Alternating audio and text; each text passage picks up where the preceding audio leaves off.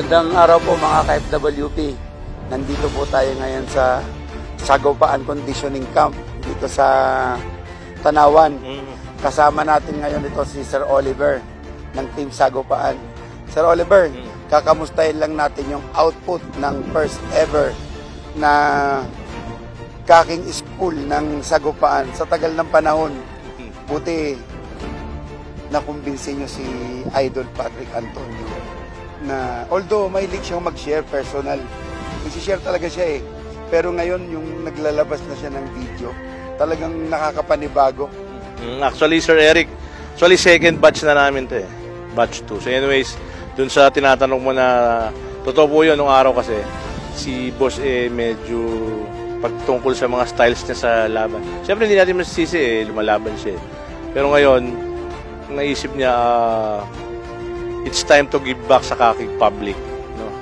Kasi sooner or later yung legacy niya will be cemented by the things that he will be doing. Alam niyo na, pag tumigil siya magsabong. So isa sa mga naisip niyang paraan is to share his knowledge. Sabi niya wala namang problema, may mga makalaban ako na tinuruan ko din for as long as nakikita kong naging competitive sila dahil sa akin. So maganda yung vision ni boss na before he stops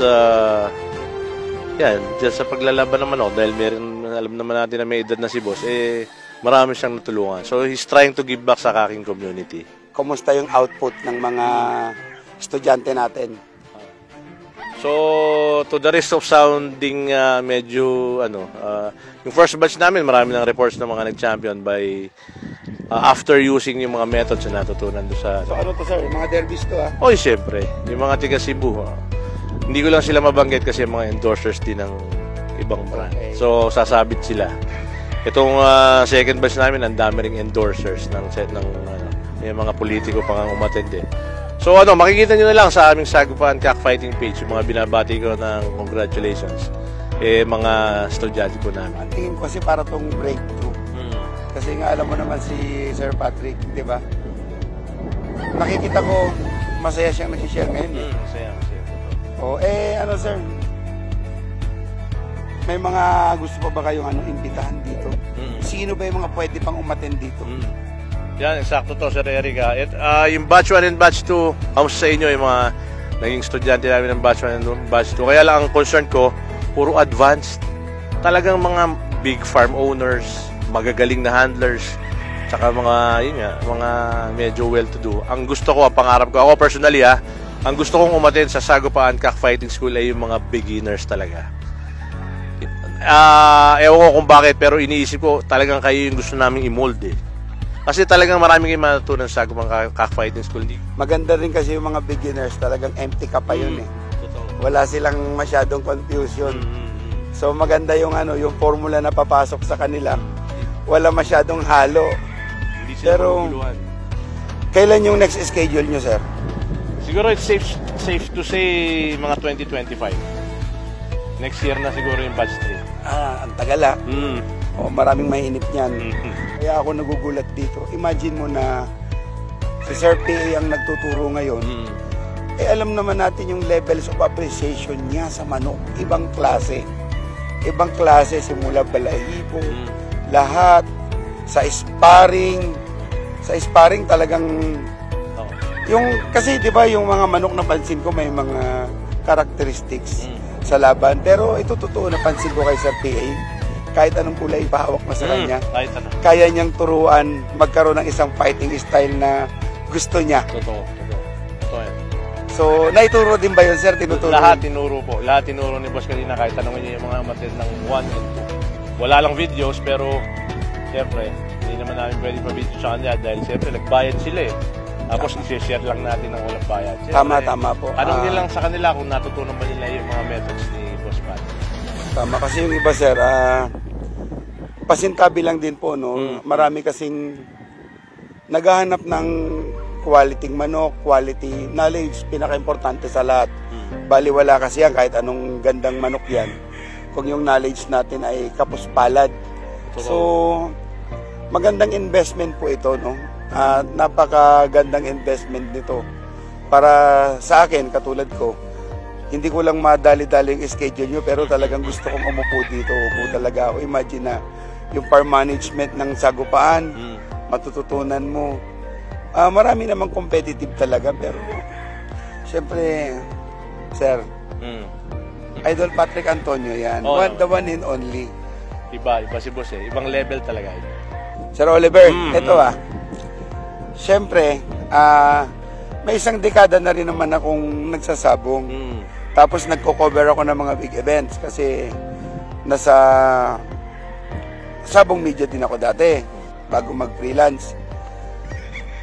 Sa palagay mo ba, yung record ni Sir Patrick, yung dedication niya, meron na tayong pwedeng ikumpara sa kanya? Yan. Magandang good question yan, no?